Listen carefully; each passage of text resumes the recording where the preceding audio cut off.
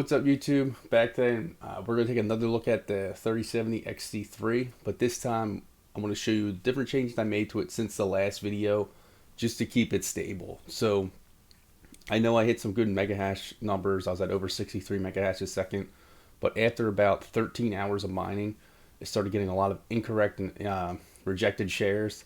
So I had to dial back the overclocks. I'll show you what they are in a minute. It's always good to put up some big numbers like a 63 mega hash a second at 130 watts, but the reality of it is it's not really that good if it's going to be unstable. So you do have to fine tune it. So I'll show you what I did to do it and what I'm at right now. It's still mining pretty good, and I've had it for mining a little over 24 hours now. I wanted to do this video yesterday morning, but since it went unstable, I rebooted the computer, so I wanted to give it a good 24 hours just to show the stability of it. So let's go inside the computer and then we'll check out, and I'll show you what I changed, what I'm mining at, and we'll check out some profitability of it. Right now mining Ethereum. Alright, so as you can see here, I'm at 62.5 mega hash a second. It drops a little bit, that's when I remoted in, but it's been holding pretty steady at 62.5 mega hash. So I had to pull the memory back down a little bit. I went to 1350 on the memory. I was at 1450 for a little while, and that's when I was over 63 mega hash a second. I didn't drop the power down anymore, so I can probably try and drop it down to 52 since I had to drop the memory a little. We'll see if it affects with our mega hash, but it's been pretty stable. As you can see, 33 hours mining with this overclock at 62.5 mega hash a second. So I'm pretty happy with it. Yeah, you see if I drop the power, it goes down. So I'm going to have to leave it at 55 power limit just to keep the 62.5 mega hash a second. It seems like that is where I have to keep the power on this actual card. I have seen people get lower wattage and still achieve higher overclocks with different 3070s, but this one's specific to the EVGA XC3 edition, which is the one I'm using right now. I do plan on putting this on Hive soon, alongside my 3060 Ti that's on there, but 62.5 mega hash, not too bad. But let's check out some profitability with it.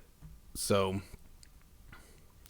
we're sitting at roughly 170 watts at the wall. So we'll go to what to mine. And this is a website that I like to use a lot as far as checking profitabilities. So they don't have it. They do have it actually up here right now. So they're saying 58.1 at 130 watts. So according to what to mine, they're doing 70% TDP with plus 500 memory, plus 100 core, it looks like. And then for ETH, they're doing plus 800 memory at 50% TDP. So that's a lot, but so they're only calculating at the card, but we're doing 170 watts at the wall. So, and then we said we got 62.5 mega hash. So we'll calculate this, and you can see up in the corner here, or at the top of the screen, Ethereum's trading at 1250 right now almost. Recalculate that with electrical. And anyone that sees me do these calculations, I go a little aggressive with my kilowatts. I don't actually pay that.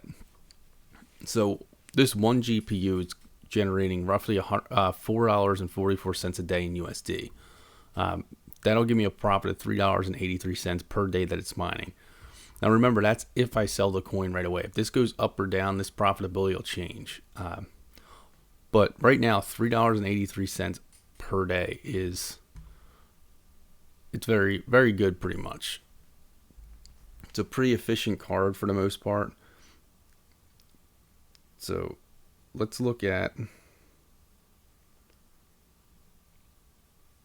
how long this could possibly take to pay off. So I'm going to look and see what I paid for the card because I don't always remember.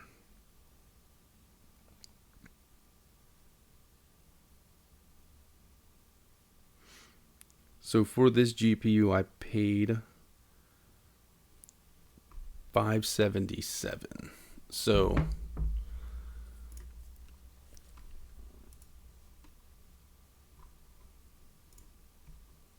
at $577, we'll get a calculator out here. 577, and we're gonna make 383 a day. So it's saying 150 days. That's if we're paying electric, but we're not paying that much electric, so almost 6 months at these rates. But if we're not paying electric, you can calculate as 130 days. So I mean, that's just to get the electric paid. If you're paying the electric, you know, roughly 150 days at these rates, as long as Ethereum stays this high in your mining, which isn't too bad. You know, in less than a year, you can have it paid off. You can sell the card, and if the times stay like it is now, you can sell the card pretty much for what you paid for it, and pretty much make a pretty good profit. But definitely a good card to mine with if you're looking for one. Other than that, you can look at 3060 Ti's, but this one has been holding rock solid 62.5 mega hash a second. The problem is with the tariff, you know, prices are going up. I ended up picking this one up right before the prices went up just a tiny bit. So I got this one a little bit cheaper, but now, I mean, if you go to, we'll check Newegg real quick. If you go to like Newegg, we'll filter out some 3070s here and show you how much they cost. So we'll go to video cards. So we'll just look at 3070s. Let's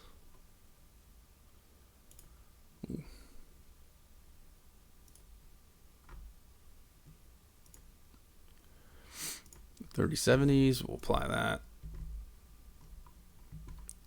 So this one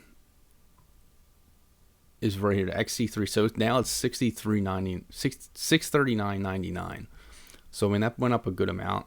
I have tested this 3070 at $599.99, and I got pretty much similar results. I have a video on that.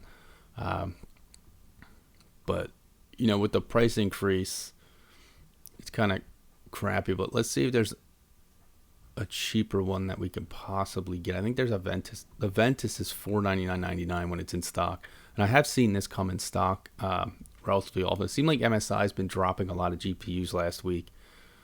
That's when I was able to pick up a few MSI ones, but I ended up, my friends wanted them, so I ended up selling them to them.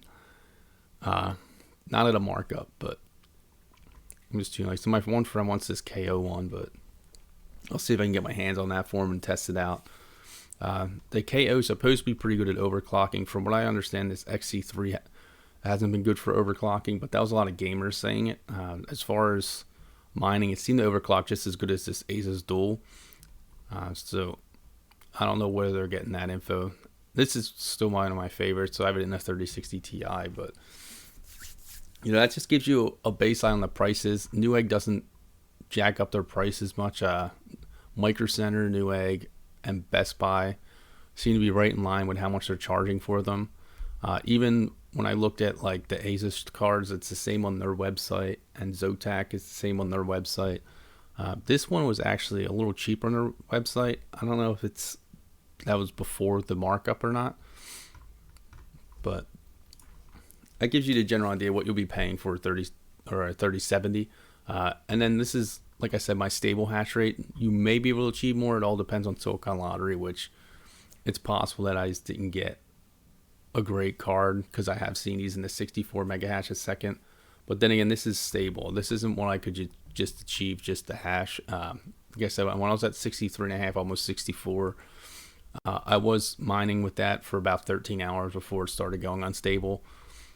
So just keep that in mind, but always look to make your rig as stable as possible. The goal is to have it mining, and that we don't have to play with it and mess with it later, and we get the most efficiency out of it. But you know, thanks for checking this video out. You know, I'd like to see what hash rates stable you guys are getting with other 3070s. Hope I can get some more to test out. Hope I can get a 3080 eventually. But you know, thanks for checking this video out. Make sure you hit that like button, hit that subscribe button. Stay tuned for more.